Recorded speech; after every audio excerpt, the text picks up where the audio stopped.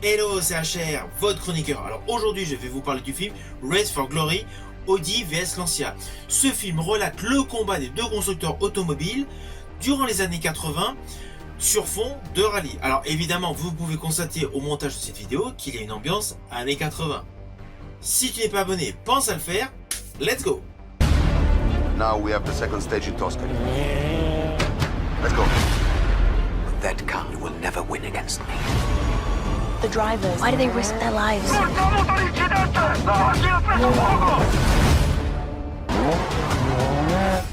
Winning. Alors le pitch de base de ce film est assez simple. Il s'agit du championnat du monde des rallyes en 1983. Dès le début du film, on a un petit rappel sur la situation automobile au sein des rallyes de 82 et on bascule immédiatement en 83. We are recording. The World Rally Championship has become the #1 TV sport in the world. C'est un film inspiré de faits réels, c'est un film pour tous les aficionados de course automobile et surtout des rallyes. The Germans are only technology and organization, don't you?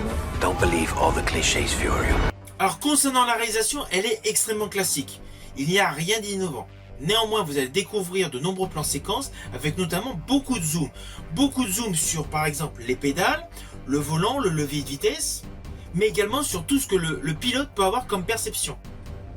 À cela s'ajoute sur la totalité de la photographie une légère texture sépia pour donner vraiment l'ambiance donc des années 80. Et surtout ce détail permet d'incorporer au film de nombreuses images d'archives, de nombreux documents d'époque. Ainsi la réalisation donne vraiment la part belle aux grands moments, aux moments clés des différentes courses qu'il y a eu, que ce soit en Grèce, que ce soit au Portugal, que ce soit en Finlande, durant ce fameux rallye de 1983. Alors côté distribution, la majorité de la distribution est italienne. D'ailleurs, la moitié de la production est italienne de ce film. Il a été également produit par le Royaume-Uni. Alors personnellement, en dehors de Daniel Brühl, que j'ai découvert dans Marvel, dans Captain America, je ne connais aucun acteur de la distribution. Néanmoins, je peux vous certifier que leur interprétation, que leurs prestations sont extrêmement convaincantes.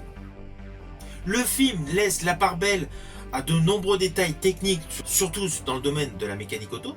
Et outre le fait de la dominante, donc de la volonté à tout prix de gagner ce fameux rallye de 1983, tant par Audi que par Lancia, il y a beaucoup de moments d'émotion par rapport aux personnages qui peuvent se dégager de différents arcs narratifs.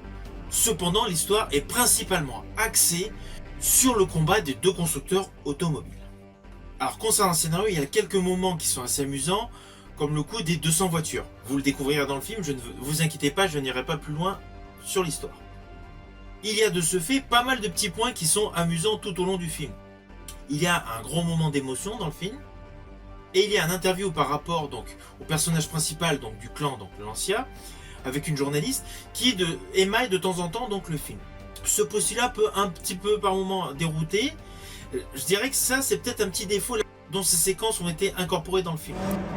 Le rallye est un sport dangereux. Il y a des choses qui vous font peur? Une seule. Perdre. Concernant la réalisation, je tiens à vous dire, il ne faut pas y aller en se disant je vais voir un film comme le fabuleux Rush de Ron Howard. C'est une passe d'armes spectaculaire entre ces deux grands pilotes. Là, on n'est pas du tout sur des plans séquences où il y a du dynamisme, où il y a de la vitalité, où il y a de l'action. On est davantage axé sur un effet reportage. D'où l'intégration assez conséquente des documents d'archives. Ceci dit, on n'a pas besoin d'être un mordu des rallyes pour pouvoir apprécier ce film. Ce film pourra plaire à les non-initiés au phénomène des rallyes. Audi bat Lancia à chaque épreuve. Audi file vers une nouvelle victoire. Alors malgré que moi personnellement j'aurais aimé un peu plus de scènes donc en réel concernant donc la partie course, il y en a, je vous rassure, il y en a. Mais j'aurais aimé qu'il y en ait davantage et surtout qu'on découvre un petit peu mieux donc l'affrontement automobile. Alors oui, il existe dans le film, mais j'estime voilà c'est un petit peu trop isolé et comme c'est assez émaillé d'images, de documents d'archives, les moments de course du coup sont un petit peu on va dire court-circuités. Ils sont un petit peu simplifiés. Néanmoins, il y a un véritable suspense. Je pense notamment à une scène phare dans le film où il y a de la fumée qui passe entre les arbres. On ne sait pas quelle équipe, quelle voiture a pris feu. Ces plans séquences confèrent vraiment un moment de suspense. Cela n'empêche pas que selon moi, dans ce film, l'interprète principal qui est phénoménal dans son jeu d'acteur, c'est Ricardo Scamarcio.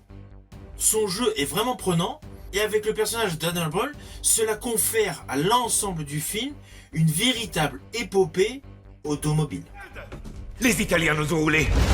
Écrase-moi cette pédale. Fonce, c'est maintenant ou jamais. Pour Lancia et Audi, tout va se jouer aujourd'hui. Tu penses qu'il finira comment, ce championnat? Par une victoire. Alors en conclusion, c'est un film qui plaira essentiellement à tous les aficionados de rallye. Je dirais également que ça peut plaire à tous les nostalgiques des années 80, c'est parfaitement représenté. C'est un film que j'ai aimé, c'est un film que vous pouvez découvrir dans vos salles de cinéma préférées. Cependant, je pense que si vous voulez découvrir ce film sur grand écran, il faudra faire assez vite. Car au vu de sa conception qui est très figée sur les années 80, sur le combat entre Audi et Lancia, je ne suis pas certain que ce film ait un gros succès. C'est un film très intéressant sur le côté savoir et sur le côté nostalgique, mais c'est un film, selon moi, qui n'aura pas un succès garanti. J'espère que ma chronique vous aura plu. Si tel est le cas, n'oubliez pas, petit pouce. Quant à moi, je vous dis à bientôt pour une prochaine chronique.